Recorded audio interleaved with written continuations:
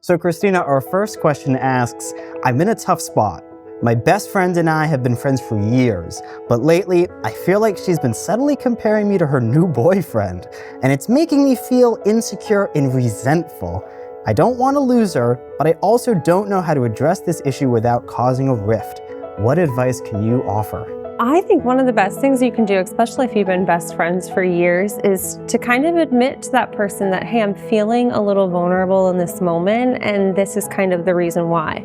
I think when we have a best friend and they find partners, it can be hard for friends to adjust where somebody's time is now split or might even monopolize around building a new relationship. And we have to keep in mind that it's not just the person's relationship, they also have to work and have a life and have family to take care of. So what time they felt they previously had might be chipped away just due to commitments and then the new boyfriend on top. Yeah. So if I were that person, I'd really just let my friend know, like, hey, I'm feeling a little vulnerable and this is kind of why, and see what they say, see what the dynamic is there. It could just be a miscommunication of time. That person doesn't feel as important because they're kind of being ex-nayed for that new partner building relationship.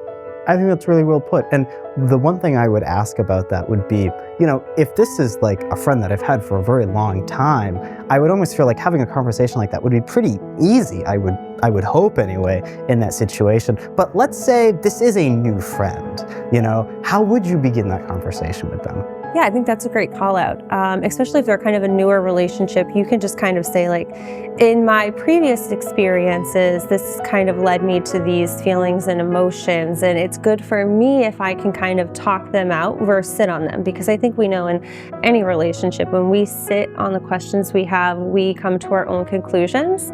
And I know personally, I've learned many times in life that what I think I know the answer to, I'm wrong. And I don't typically find that out until after the situation and I'm wrong and I've burned a relationship or a connection, and where I go back up into that moment and say, okay, let's start this on a good note before it ends on a bad note. So just having that communication and that open dialogue and letting them know, like, maybe it's my own insecurities and they can help me get to the root cause of something that's happened in the past that's triggering the current. That's a really good point, because you don't want to burn a bridge. Maybe that's not really happening, with that person maybe comparing you, and you go to them in, this state, and maybe it turns out it really wasn't what you thought it was. It's helpful to have a friend who goes, I understand, and you're not burning that bridge. As somebody who at times has had almost abandonment issues, and it all triggers back to trauma or childhood trauma. So I also, as the friend that has the new boyfriend, if that friend communicated to me that they were feeling a little left behind, I might do a little deep diving. And what have your experiences been like in your former friendships? Have you had friendships end over certain things that maybe you felt you had no control over?